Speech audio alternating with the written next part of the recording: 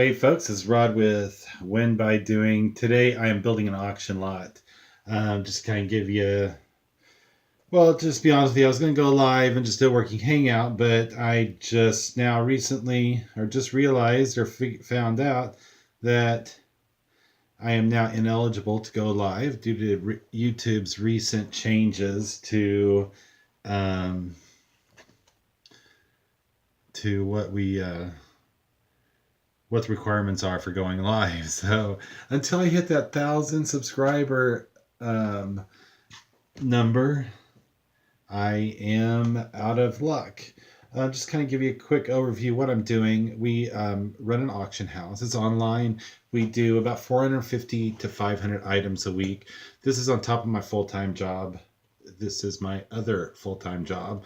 For those of you that have watched previous videos, I have done a lot of eBay. I've done Amazon. I still have quite a few listings on Amazon. My eBay store has dropped to next to nothing, just because it's been a lot of time keeping the auction house going. We are picking up new bidders week over week, as well as new consigners. We thank each and every one of them, our consigners that bring quality merchandise in, as well as our bidders that continue to bid on items, which in turn increases the number of subscribers or the number of consigners that we have.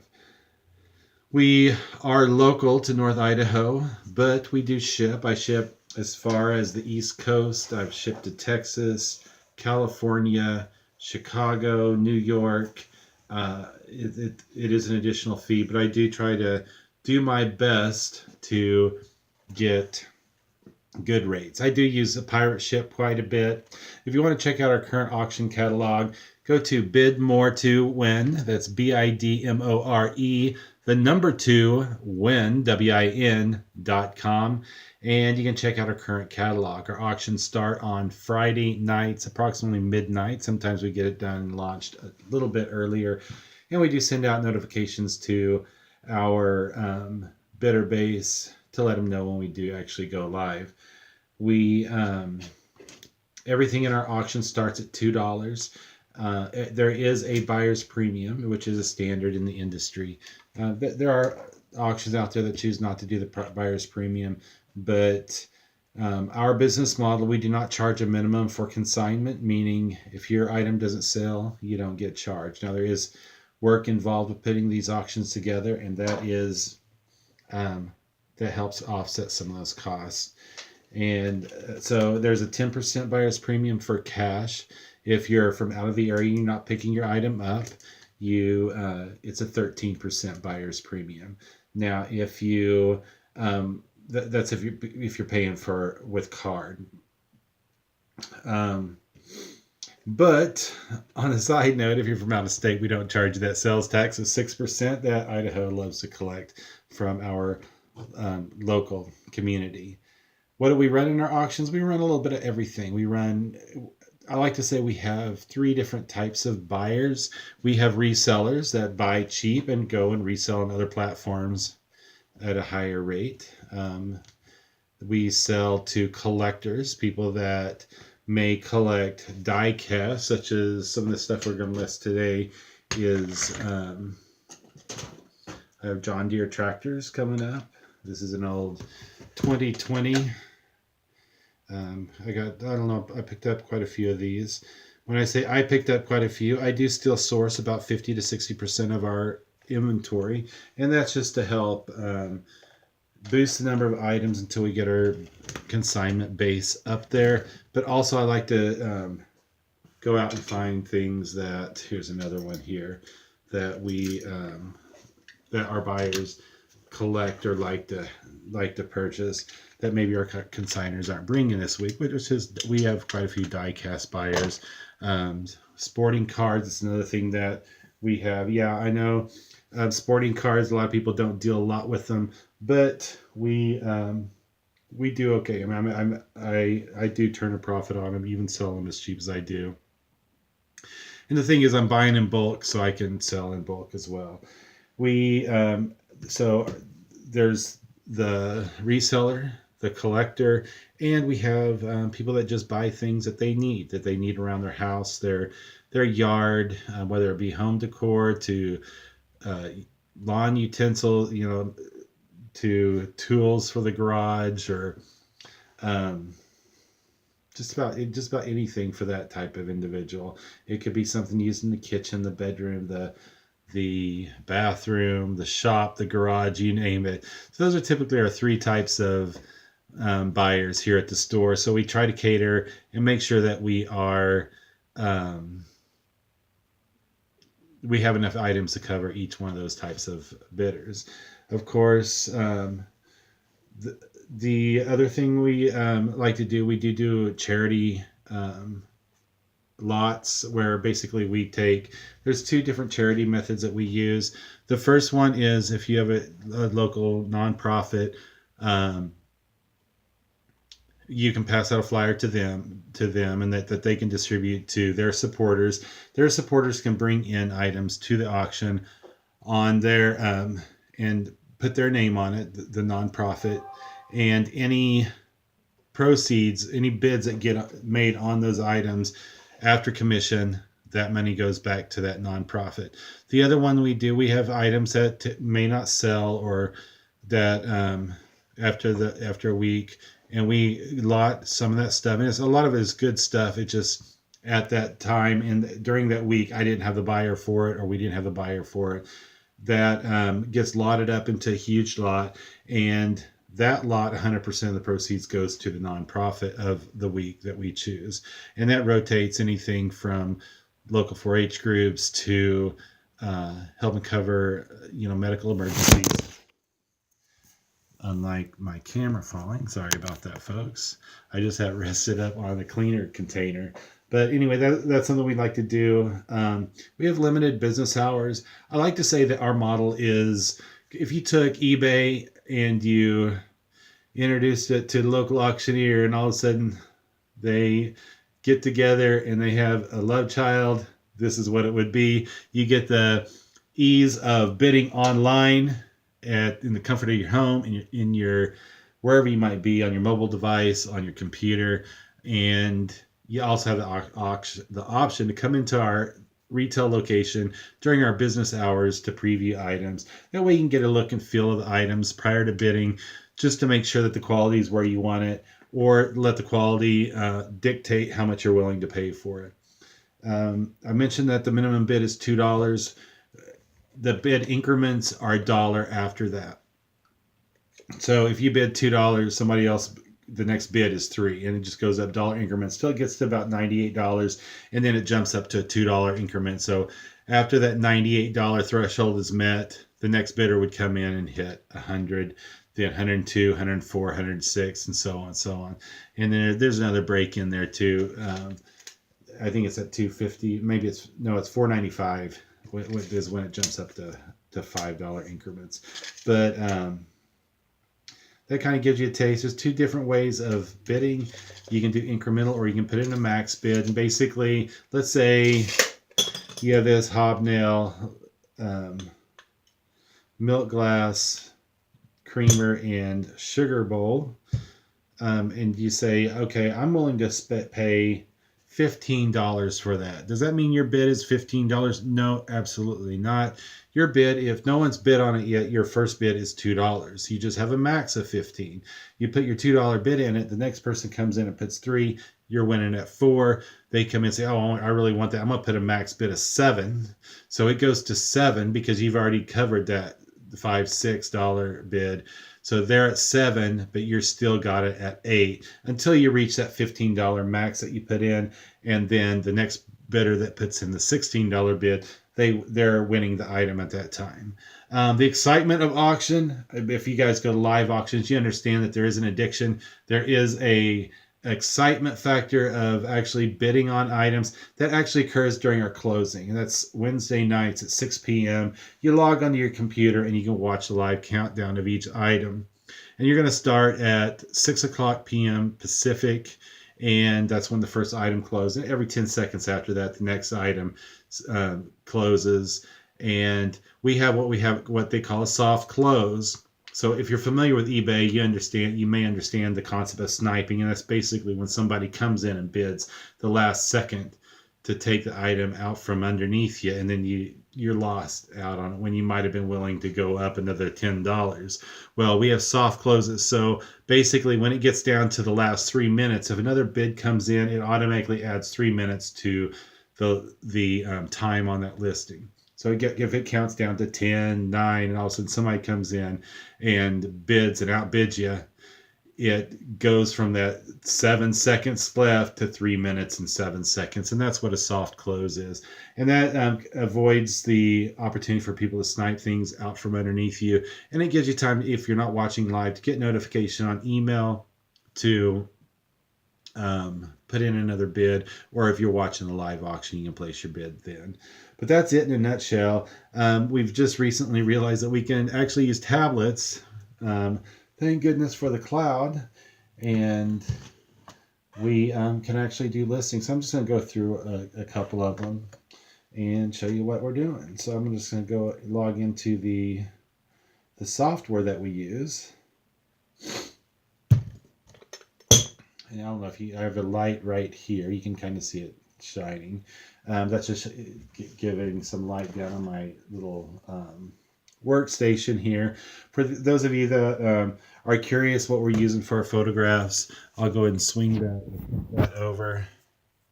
I'll just show you. I have a white vinyl backdrop, and they come in, I think, 6x9 sheets. You can get them on Amazon, and I think it was like $25. I love it. You can wipe it down, and you can adjust the brightness and contrast on your camera too, and it does a pretty good at removing any blemishes that might be on there. So probably in an evening I'll wipe it down. I have like Clorox wipes. The camera's sitting on one pack of them that will wipe it down as we go along if you're picking up something dusty and putting down there. So as I said, we do anything from glass that would be falling under collectible. Right now the market here isn't that hot for milk glass, but this is a unique enough piece. Like I said, it's hobnail. The thing that I do look for, even before I consider listing it, number. If they have a huge lot of it, they might get a few bucks out of it. Otherwise, you may not get a bid on something like this, but it is kind of a hobnail design. It's got a stopper on it. I'm going to say that is a match to this creamer or the sugar bowl. Interesting enough, it does have a spoon. There is one flaw to this spoon, and as you can see there is a chip right there on the edge. Normally, if it was just a standard sugar bowl, they don't bring a lot of money in this area. They may do well in the Midwest, the South. I have heard that there are areas in the United States that milk glass does well, but here in North Idaho, not so much. So I'm going to go ahead. There is a maker's mark on this. Where did I see? I thought I saw something on. Oh, you know what? It wasn't on this piece. So that one does not have a maker's mark. It was this candlestick holder, which candlestick holders, again, not something that is. I don't know if you can kind of see that in there. There it goes.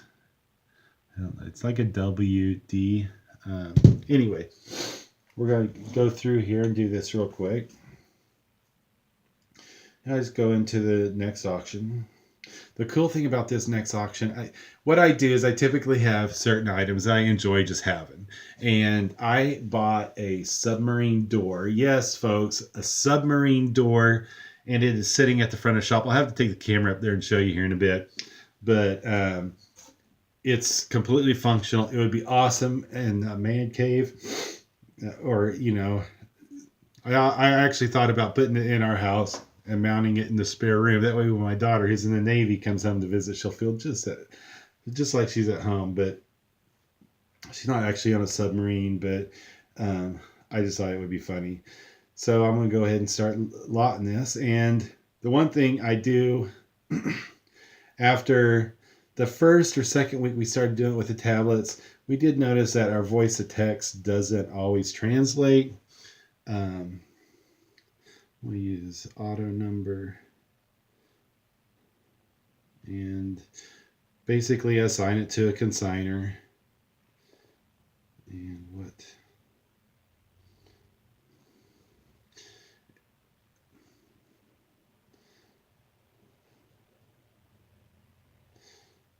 I want to make sure that starts at lot 1. And there's this consigner, inventory type. I'm just going to set to default. And what we do is we like to group things in certain orders. So over here I actually have a list, and this is going to go to vintage glass 250. They have what they call a sort order. So that's when we put a certain number where we like to group certain items together. And the lead or the title, hobnail, white glass, milk glass. I don't know if I'll be able to see anything through here. They say, someone was telling me the other day that to determine the most desirable milk glass is you hold it up to a light and you're supposed to see certain colors, but I'm no expert by no means, so I thought I would see if I could see anything. I need to look more into that. But supposedly if you maybe you guys can do some investigation if you're looking into selling this. Supposedly there's different colors that you see as the light goes through the glass, that some colors are more desirable, whether it's a green, a blue, and I think maybe a brown. But I'm colorblind, so green and brown would probably look about the same. So I'm going to go ahead and do that again. Of course I hit the record button. Hobnail, milk glass, creamer, and sugar bowl. This pair does include the spoon for the sugar bowl, and which does have a chip, period. Very unique piece with this hobnail design. Great for any milk glass or white glass collector, period. And that's me voicing in my description. And this is what it says. Despair does include the spoon for the sugar bowl, which does have a chip. And I want to make sure that I put in parentheses spoon, because I don't want them to think that the bowl has a chip. I need to change despair, this pair. I thought I said it clearly, but evidently not. Now, something that when you're running an auction like this, you do want to be very descriptive as far as pointing out any flaws, but you can't be overly spend a ton of time on research. With our minimum bid being $2, we have to rely on our consigners to give us as much information as possible. You figure if everything, this is our mentality, if everything in our auction only gets a $2 bid, and let's say we're paying somebody $10 an hour to take photos, and our requirement is 10 lots an hour. That means $1 for each picture is what it's costing us to get that listing done. Now, if it's a consigner that brought that item, the first $2 is 50% commission. It's aggressive in the beginning, but it's the first $2, and it drops down to 35% for $3 to $6, $201 to $3 to $6 essentially, and then it drops down to 30% commission for consignment. But if it only brings $2, that means a consigner gets $1, my employee would get $1, and I wouldn't have anything to keep my electricity on, or pay for the building and the climate control and everything else that that's involved with running a business. That includes your workman's comp, your unemployment, all that good stuff. So that's why we really rely on our consigners to know what they're bringing in. Otherwise, we won't do a lot of research into it unless it's a very unique piece that I almost guarantee that it's going to bring more. But if it's just your standard everyday items that, we may just not have those two bidders that it takes to boost the price up. We're in the business of making money. So that's kind of our mentality and why we don't go way over into it. If I see a maker's mark, I'll say it has a maker's mark, and I'll take a picture of the maker's mark and leave our buyers to do the research into that. But we are very forthright with any flaws that the items might make. If we do happen to make mistakes, we own up to it. We want to keep our buyers happy as well as our consigners, but we also want to make sure that our consigners understand that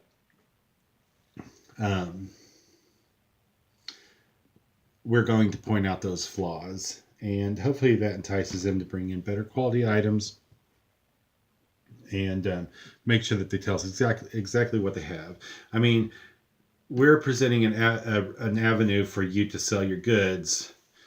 Take a little pride in the items that you do bring in if you want to drive a higher price to it. You want to make sure that your item is desirable. And you have to understand that when we don't charge a minimum commission fee, meaning if you don't sell your item, we don't charge you anything, and we put that effort in on our dime. That we just can't afford to, take the time to do a thorough investigation on exactly what your piece is. As you saw me carrying around a while ago, I do have a tape measure, and in that description, I'm going to add in creamer stands approximately 6 inches tall with stopper, period. Sugar bowl stands approximately 5.5 inches tall. And I'm going to put in a break in there, and then we're going to move right in. And it's just like if you're using the eBay app, the Amazon, any app that you're using, whatever platform that you're on. That's basically what I'm going to do. And it's just hit the snapshot button and hit the camera button because I don't have it on file. Now this tablet works a little bit better than some of the other ones. I haven't figured out on the other cameras, but I always have to adjust my lighting up to get rid of some of those shadows. I think it's mainly because I need to, maybe I have my light too bright.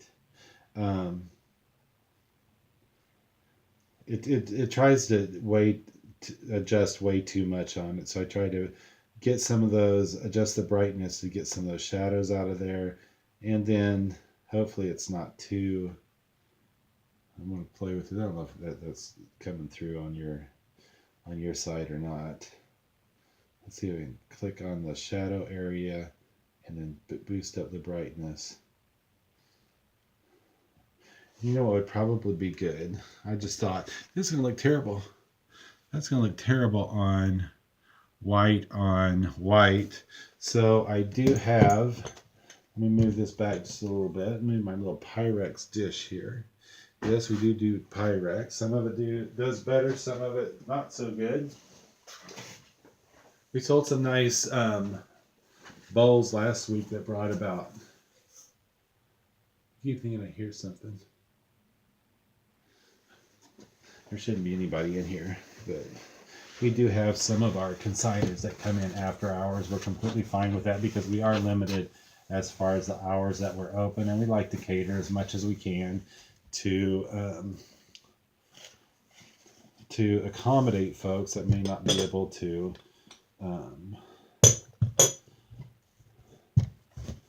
so with a quick change that may not be able to come in during our business hours. A quick change, I just threw on that black, it's just a black curtain. So let's see if we can do, there's the before. And we're going to retry that. And let's see what it looks like on the black. I want to swatch. Why is it I want the handle of the creamer on the left hand side? I have no idea. Okay, so there we go. We're going to take a snapshot of that. We're going to zoom in just a little bit. Bam. Oh, I don't like that because I didn't have a good picture of the...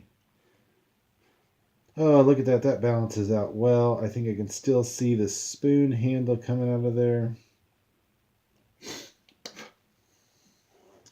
That looks a lot better, I think. Really pops out that detail. And I'm going to go ahead and take another photo with the stopper out and the spoon, the lid off, because I really want to check. I want to make sure that I show where the spoon goes, that there are no chips in there. But I do want to make sure that folks see that there is a chip in the spoon. So I'm just going to take an overall photo. We'll show you the progression of these. Some things I take a little bit more time photographing, just to kind of give you an idea. Right there is, and it probably doesn't translate well over the camera. I mean, from one camera to the next. And this, because I'm working with a dark background, I still have to adjust the light a little bit, but not nearly as much. I'm just taking the photos of the each of the lids, because I want folks to see if it has chips in it. I want to, let's get rid of some of that brightness, and so you can you should be able to get a good view. I don't know if you can see it. Like I said, it may not translate well, but folks looking at it online will be able to tell if there's chips, hopefully, when they preview the lot.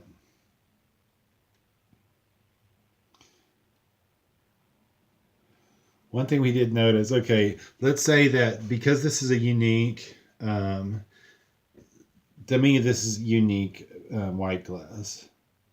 Let's say this does well. Sometimes folks don't realize that it's not that it's white glass is why it's selling. So, but it's because it's a unique piece. The problem comes in is because they don't realize that. Next week I may have 5 people that brings in white glass thinking that their items are going to do just as well, and they may just be vases. Vases don't do well. It doesn't matter if it's white glass, if it's branded. Vases here just don't do well. So it's because you do have a lot of consigners watch the auctions to see what's selling, because they're resellers. They want to see what the local market's doing, which is all fine and dandy. It's just that it's more than it just being the general item. It's not just that it's milk glass. It's because of the hobnail combined with it being a creamer and a sugar thing. It's the inclusion of the spoon. It's the inclusion that there's no chips on any of the things except for the spoon, which can be replaced. I wouldn't swear that this spoon was original to this, but it very may well be. But because I'm not expecting to get $1 million off of this, I'm not going to spend a ton of time investigating that. I have to consider the cost of time versus what I think the potential of this piece is. The very next step is we have little stickers. These are not permanent stickers. They're the ones that don't stick quite as well. I want to stick that on here because there's 2 pieces, the creamer and the sugar bowl. I'm going to do one, and each of our auctions has a different letter. The last ones are the one that's going on right now, so we're going to move that 1S, and I'm going to put at the bottom of it times 2, 1S times 2. I can already tell that my writing's going to make that look like a 5, and people are going to go, I'm coming in to look for 15. So I'm going to put 2 stickers on it just like that. And we're going to just slap those stickers on there, and I'm going to go out and I'm going to put it on a cart. And that will go out on the shelf. And we've been really working hard to try to put items. I'm going to set this off to the side for now. try really hard to put the items on the shelf in the correct order. That way, when people come in to look, they'll be able to. Now I'm going to pull this, or maybe I'll just fold this black background up. And we're going to go back to the vinyl, and we're going to do these tractors. This is going to go under die cast, so it has a certain order for that. Me personally, I like to turn the wheels a little bit, just to kind of give you an idea of what we're photographing. I'll show you the ceiling as well. So when I say the wheels here, I'd like to turn the wheels. I think it looks better turned a little bit versus a straight side profile. So we're going to do that. And I'm going to take the photo. Maybe I can set my camera off to the side here so you get a better view of what I'm actually doing. I'm probably going to keep dropping this thing as we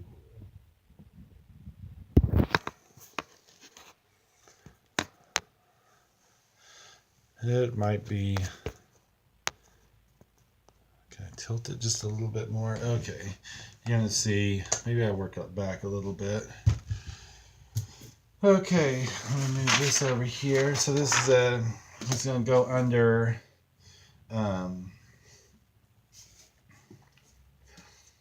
let's see, we're going to do the next lot. New lot. And look, it numbered it correctly. Number 2. And we're going to assign this the sort order for die cast. For cards. I put it in there with all our die casts and stuff. I put it in one particular category. If I had probably about 20 or 30 of these, I'd probably create its own category. That way all of the John Deere is together. And this particular one here, I'm going to be right back. I'm going to go get a business card.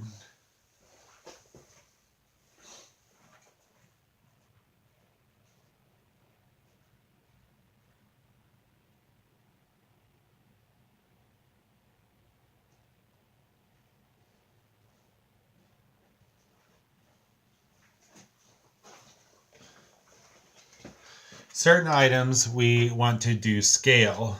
So here's our business card, and most people know what a business card is. I'll just set that down right underneath. I'll show you the picture, the resulting picture here in just a second. John Deere 2020 die cast. I'm wondering, is that considered die cast? I haven't sold very many of these. John Deere.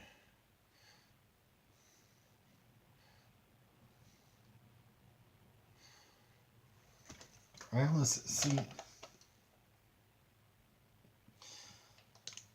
I think it's probably considered die cast images. And I know these are. I didn't get any of the ones in box when I picked these up, but this particular one, let me see if I can get a measurement on this. John Deere 2020 low utility gas tractor with side exhaust. This doesn't have a side exhaust. I'm just trying to get a better idea of the model. This one I will do a little bit more. Let's go to eBay.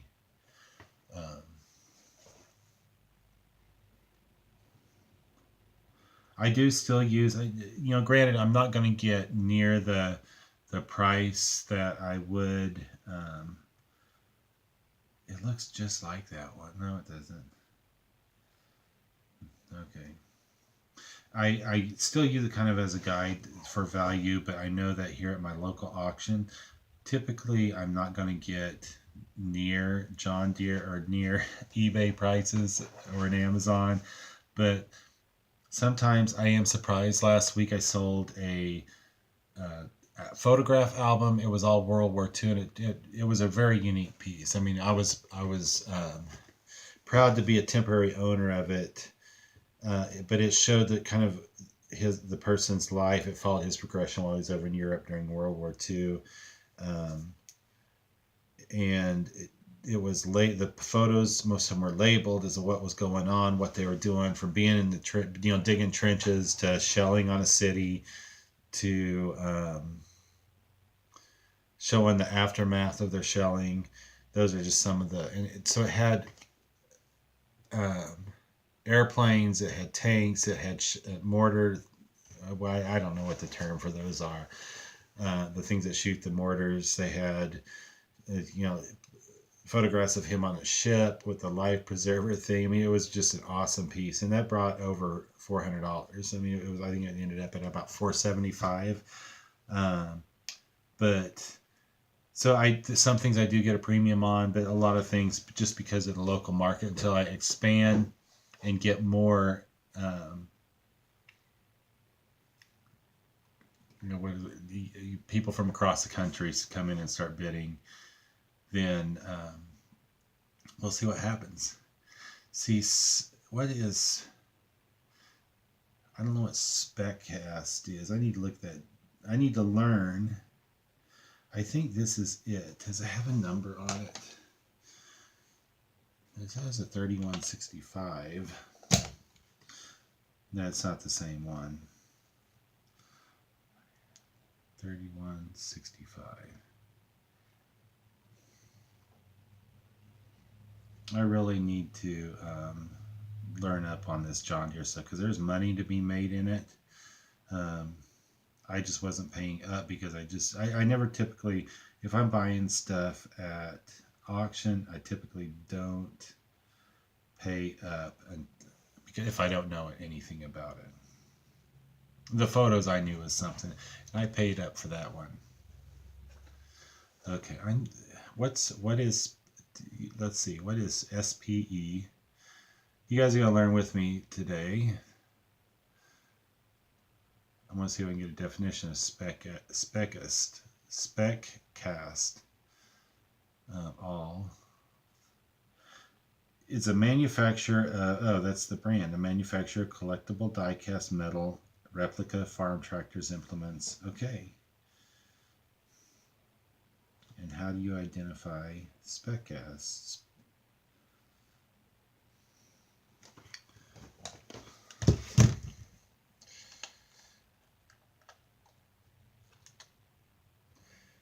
I'm looking everywhere to see if I can find any type of maker mark, and I do not see one anywhere. Maybe on the wheels.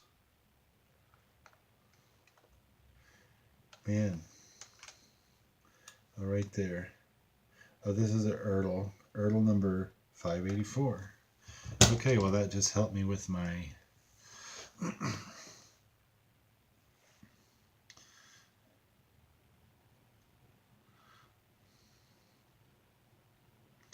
Ertl. Let's just, since I'm already here, let's go ahead and go to eBay and see the difference in prices between an Ertl and a Specist. Ertl John Deere 2020.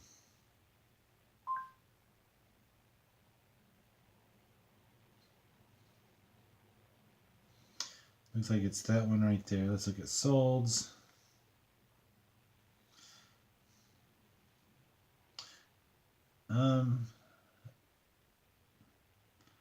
That's interesting because I look at Ertl and it comes back. It looks like about 25 shipped, and it looks like it's a. Well, I think I'm gonna go with 1/16 scale, and let's see if I can pull up a year on these. I just told you I wasn't going to do a ton of research on these, but I'm intrigued. Ertl number 584. I'm intrigued with these because it's something I do see occasionally, and it may be the difference of, some people were buying, one guy bought probably about 40 of these tractors that were at auction the other day, spending $25 to $45 a piece for them.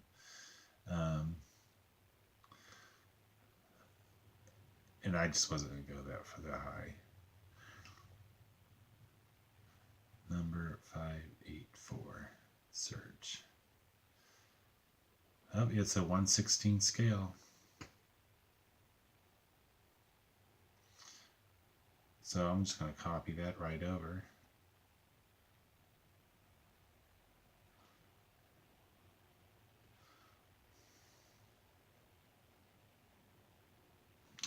Okay. See, I'm already spending way too much time on this. Ertl 116, number 584. Copy. Okay, we're just going to pull that right over to our listing. Okay. So there, it took me longer to sit here and talk about this one, and but I found out the information I needed, and if I can find that same John Deere 2020 die cast made by Ertl, and yes, I put the scale in there. But I put the scale in here, but for the non-collector, someone that might just be buying it for their kids, I'm going to put the business card in there to show them the scale, that it is larger than a standard Matchbox or Hot Wheels. And we're going to take a few pictures of this. I'll probably do both sides.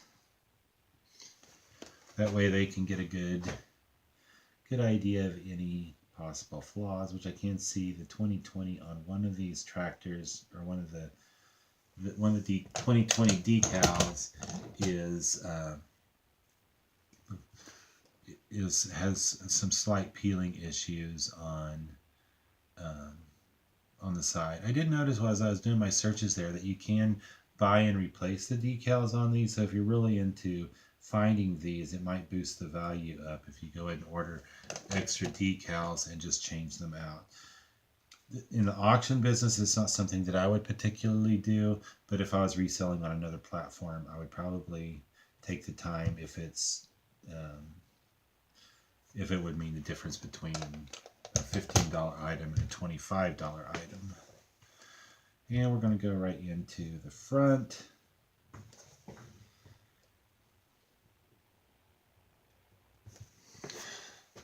And just to kind of give you an idea, that's what the images look like. I'll show you the side view one. And that's how it'll be cataloged. This is lot number 2. So we're going to put a 2S. And then we'll stick that right on. And again, these stickers don't really do any damage to them. It's just a way for people to identify when they want to come in and preview items, as well as when we're picking folks' orders. It helps us find them as well. We're going to move right over to this next John Deere. Let's see. Everything seems to be working just fine. This little thing turns back and forth. See if I can find the mark on this one. It would be nice. John Deere, 100 years. It is Ertl. Whoa, don't want to drop that. We're going to go over here and look for maybe Ertl John Deere 100 years die cast. I think this is going to be another the same scale. There it is. It's a 1/16. This one is selling, not sold, is selling for $50 on eBay.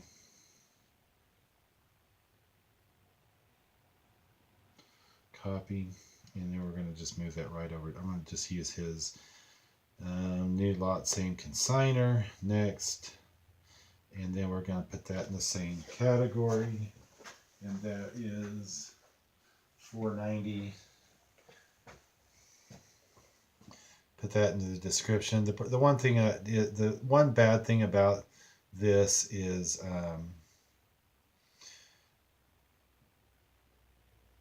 you have limited space in your lead. But I'm going to just paste that back in. It'll actually cut it off and put what doesn't fit into the description.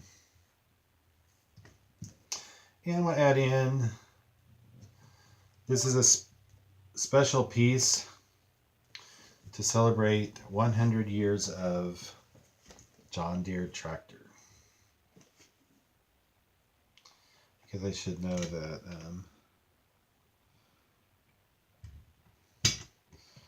We're going to put that there, put the business card in there, save, and then we're going to go right into the snapshot. And I'll show you the pictures as I take them, just so you get a good idea of a lot of things I'd like to take head on, but just because of what this is, I'm kind of getting at a top down kind of an angle at it.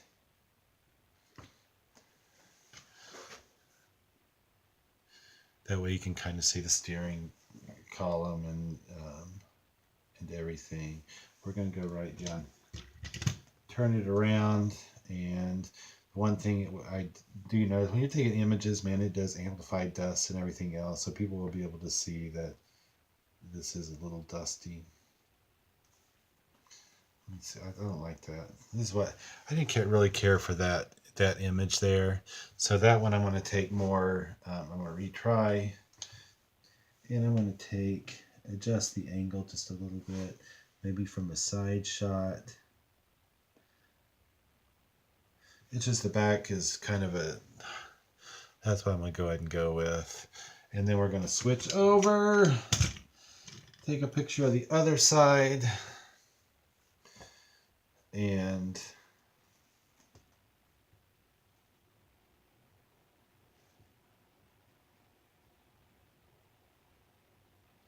I'm going to brighten that one up just a little bit, just to make it pop a little bit more. There you go. I love taking pictures of vehicles and cars, and I don't know, it's probably one of my favorite things to photograph. That looks good. And there we go. There it is on the actually I don't like that. What I didn't like was the placement of the business card. So I want to retry that one. The business card, as I was telling you, it actually has a twofold. The first is, of course, helping to define scale. The other one is it's just a little bit added advertisement if somebody stumbles across it and they don't realize that they're on our site. They have the business card sitting right there that they can reference. So that's that. I'm really trying to define my S's again because I don't want people to think that they're coming in to look for 35 when they're actually looking for 3S. Have y'all seen those what is it, the Audubon Society clocks that make noises? John Deere makes a similar one. You push the button. On the hour, it's going to chime the different type of.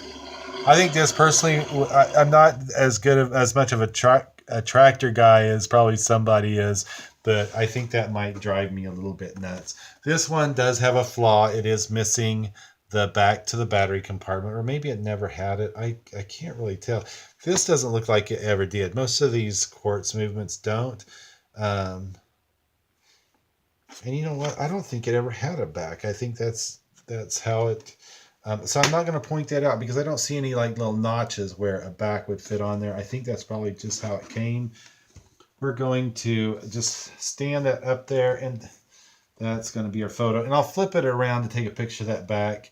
And we're also going to get a measurement of the clock. I didn't take measurements of the die cast because collectors, they know what 1/16 scale is. And everybody else knows what a business card is, so that that's a pretty good judge. And you know what? I'm going to put this right in with the die-cast cars, just because it goes with that theme. And I may tweak the sale order on these a little bit. If I don't, let's see. I'm going to put them in with the cars. I think I'm going to go ahead and do that. I'm going to give it one number ahead. I'm going to go back and change those. That way they fall in line with any of our other die casts, but all the John Deere stuff's going to be together. So instead of the 290, I'm going to go 291. And John Deere tractor clock. Read. I'm going to draw their attention. A lot of people don't read the description, sadly, but I want to point out that this thing chimes the noise of the tractor every hour. That way they're familiar with what it does. If y'all came in to see the Audubon Society clock in the past that chimed the bird of the hour on that hour, comma, this is very similar, period. This John Deere brand clock, licensed clock, chimes the sound of the tractor. Whether your favorite is the 1916 Waterloo Boy that chimes at noon, or the 1952 Model A that chimes at 4, comma, you're sure to enjoy. Period. Yes, we do sometimes get a little wordy with our description, but you know, we have a mixed bag. Some people like it. There's a couple that just think we get way too wordy, but you know, it's so if you, we're gonna read and see how well it did. If y'all came in to see the Audubon Society clock in the past that chimed the bird on of the hour on that hour, this is very similar. This John Deere licensed clock chimes the sound of a tractor, whether your tractor, period. I want to add a period in there, and then capitalize the W and whether your favorite is the 1916 Waterloo Boy that chimes at noon, or the 1952 Model A that shines, we need to change that to chimes at 4, you're sure to enjoy. This wall clock measures, well, let me tell you what it measures.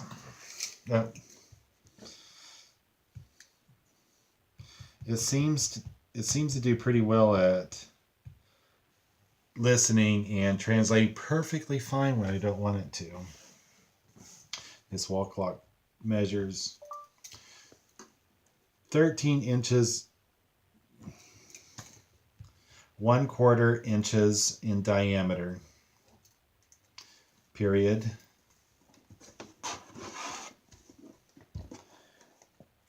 It runs off 3 AA batteries, period.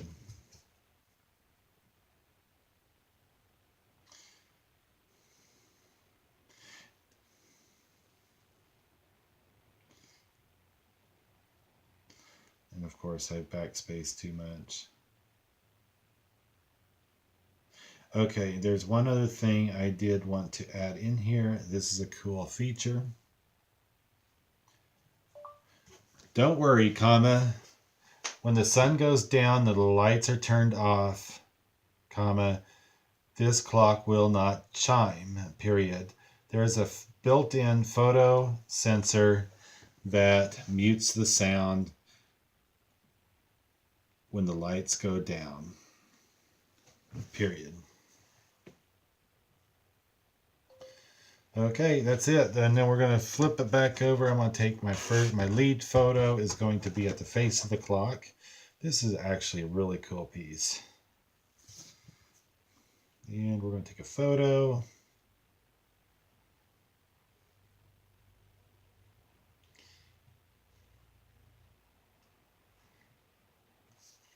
Reminds me of that country western song, John Deere Green.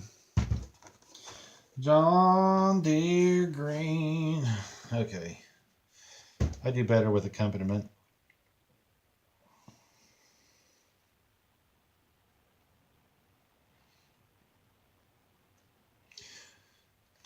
Okay, there we go. And that is complete for the clock.